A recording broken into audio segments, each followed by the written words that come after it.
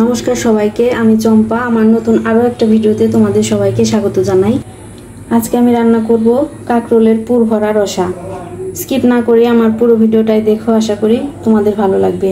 বন্ধুরা, আমি এখানে কাঁকরোলগুলো কেটে নিয়েছি আর একটু নুন হলুদ দিয়ে ভাপিয়ে নিয়েছি।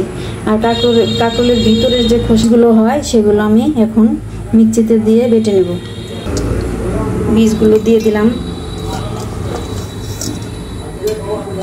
কাঁচা লঙ্কা, লবণ।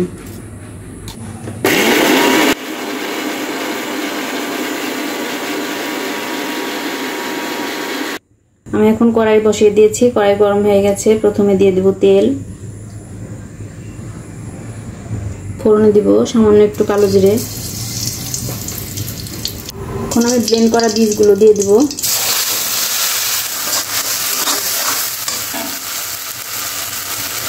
দেব সামান্য একটু হলুদ, লঙ্কা গুঁড়ো, ধনে গুঁড়ো, সামান্য একটু চিনি।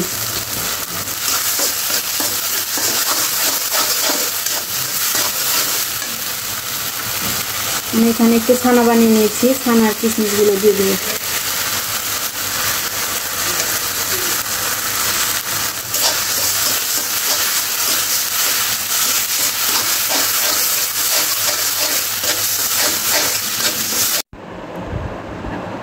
কাঁকরোলের পুরটা আমার রেডি হয়ে গেছে। এখন আমি একটা বাটিতে নামিয়ে নিলাম। পুরের ভিতরে আমি এক টুকরো লেবু রস দিয়ে দিলাম। লেবুর রস দিয়ে আমি একটু ভালো করে নাড়াচাড়া করে নিলাম। এখন আমি কাঁকরোলের ভিতরে পুরগুলো ভরে নেব।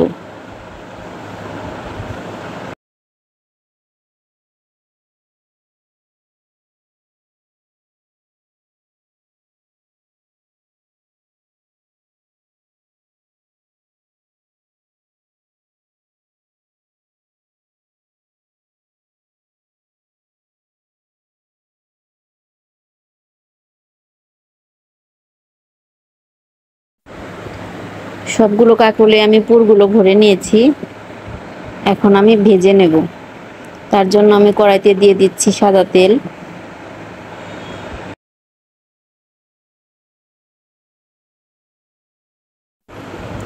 তেল গরম হয়ে গেছে, এখন আমি কাঁকরোলগুলো দিয়ে দিচ্ছি।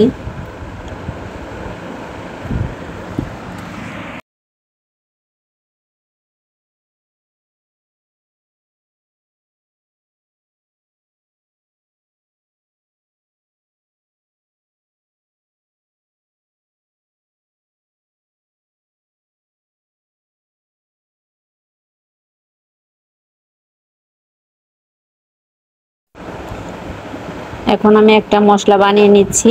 এখানে আমি জিরা আদা বাটা, হলুদ গুঁড়ো, লঙ্কা গুঁড়ো, লবণ আর ধনিয়া গুঁড়ো দিয়ে দিলাম। একসাথে নাড়াচাড়া করে ভালো করে একটা পেস্ট বানিয়ে নিয়েছি।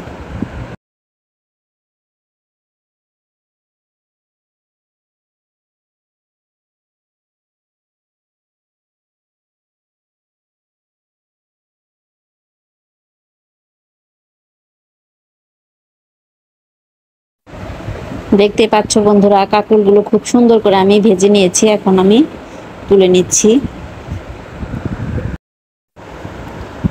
এখন আমি তেলে দিয়ে দিলাম তেজপাতা, গোটা জিরে,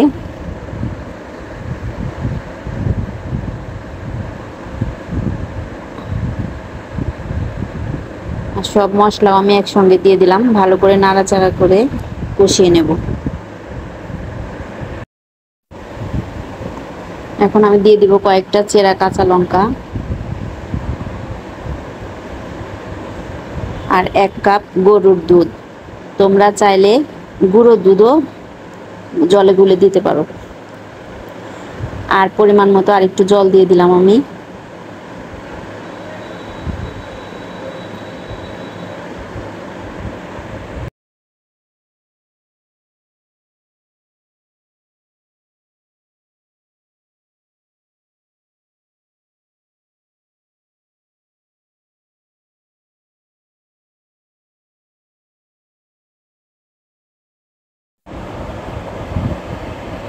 ঝোলটা ভালোভাবে ফুটে এসেছে। এখন আমি কাঁকরোলগুলো দিয়ে দিব।